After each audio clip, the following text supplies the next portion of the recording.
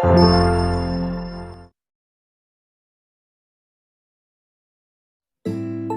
menonton video ini, jangan lupa subscribe, tekan tombol lonceng agar kamu tidak ketinggalan informasi positif dan terupdate dari Aforisme TV.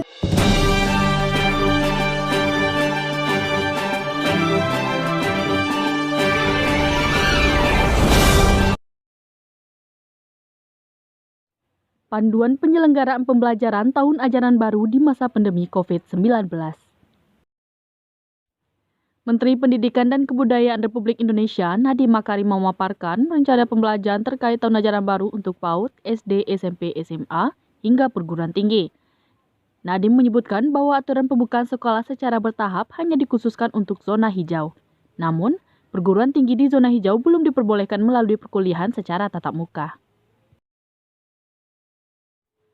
Keputusan bersama Kementerian Pendidikan dan Kebudayaan, Kementerian Agama, Kementerian Kesehatan, Kementerian Dalam Negeri yaitu Panduan Penyelenggaraan Pembelajaran pada tahun ajaran dan tahun akademik baru di masa coronavirus 19.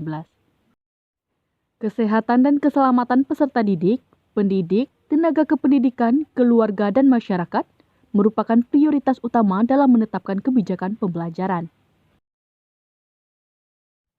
Berikut keterangan lengkap dari Menteri Pendidikan dan Kebudayaan Republik Indonesia oleh Bapak Nadiem Makarim. Di bawah 90 kabupaten yang berstatus zona hijau. Dan ini merepresentasikan 6% daripada populasi peserta didik kita. Dari yang zona hijau pun ini, yang boleh diperkenankan kalau Pemdanya setuju, boleh diperkenankan untuk melakukan pembelajaran tatap muka. Kita mulai dengan SMP, level SMP ke atas dulu, baru 2 bulan, baru SD boleh, dan 2 bulan lagi baru PAUD boleh diperkenankan tatap muka. Itu pun dengan protokol masa transisi di mana kapasitas perharinya itu dalam kelas dikurangi secara dramatis. Ya, jadinya pada saat zona hijau itu, kalau zona hijau itu berubah menjadi kuning, berarti ulang lagi dari awal, dibubarkan lagi, dan semua belajar dari rumah lagi. Untuk sekolah dan madrasah yang berasrama, kalau mereka di zona hijau, pada saat ini masih dilarang membuka asrama dan melakukan pembelajaran tatap muka. Pada saat selama masa transisi atau 2 bulan pertama ini masih dilarang, karena resikonya lebih rentan. Tahun akademik pendidikan tinggi tetap dimulai bulan Agustus 2020, ya. Tetapi pembelajaran di perguruan tinggi di semua zona masih dilakukan secara daring. Jadi masih online. Belum belajar tatap muka, belum masuk. Dan alasannya adalah universitas juga punya potensi mengadopsi belajar jarak jauh lebih mudah daripada pendidikan menengah dan dasar.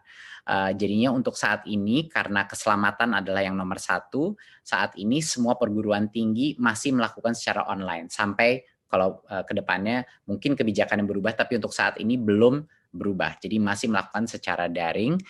Ya, aktivitas prioritas yang berdampak kepada kelulusan siswa, masing-masing pemimpin perguruan tinggi diperbolehkan untuk mengizinkan aktivitas mahasiswa datang ke kampus hanya untuk aktivitas prioritas itu yang berhubungan dengan kelulusannya. Kenapa kita perbolehkan ini? Karena kita tidak ingin mengorbankan potensi daripada setiap mahasiswa untuk lulus pada saat ini, karena itu akan menciptakan berbagai macam masalah lain.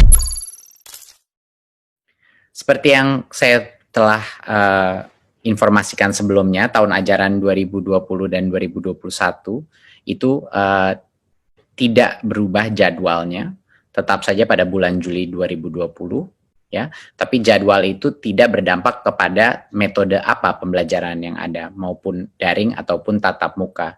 Jadinya kami tidak mengubah kalender pembelajaran, tetapi kita telah mengambil keputusan di Kemendikbud untuk daerah dengan zona kuning, oranye, dan merah, yaitu zona-zona yang telah didesignasikan oleh gugus tugas yang punya resiko COVID dan penyebaran COVID, itu dilarang saat ini melakukan pembelajaran tatap muka di satuan pendidikan.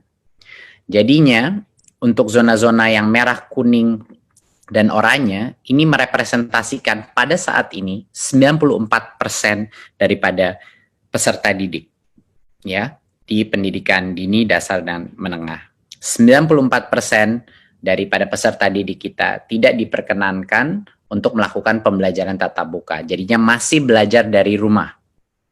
Ya. Yang 6% yaitu yang di zona hijau, itulah yang kami memperbolehkan pemerintah daerah untuk melakukan pembelajaran tatap muka tetapi dengan protokol yang sangat ketat, yang itu yang akan kita jelaskan. Jadi, saya ulang lagi, bahwa untuk saat ini, karena hanya 6% daripada populasi peserta didik kita yang di zona hijau, hanya mereka lah yang kita berikan persilakan untuk pemerintah daerah mengambil keputusan untuk melakukan sekolah dengan tatap muka. Sisanya yang 94% tidak diperkenankan, dilarang karena mereka masih ada resiko penyebaran COVID. Berikutnya. Jadi bagaimana kriteria kita untuk memulai pembelajaran tatap muka?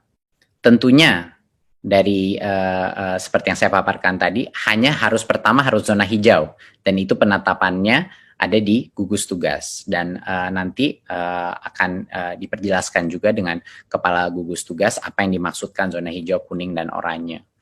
Jadi pertama, kabupaten kota itu harus zona hijau.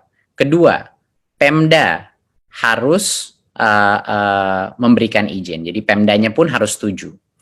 Dan yang ketiga, satuan pendidikan telah memenuhi, yaitu sekolahnya telah memenuhi semua checklist dan yang checklist daripada persiapan pembelajaran tatap muka.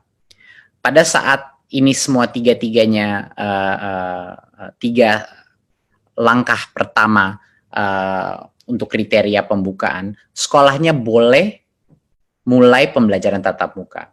Tapi ada satu lagi perizinan yang harus dipenuhi, yaitu orang tuanya murid pun harus setuju untuk anaknya mereka pergi ke sekolah pada saat itu.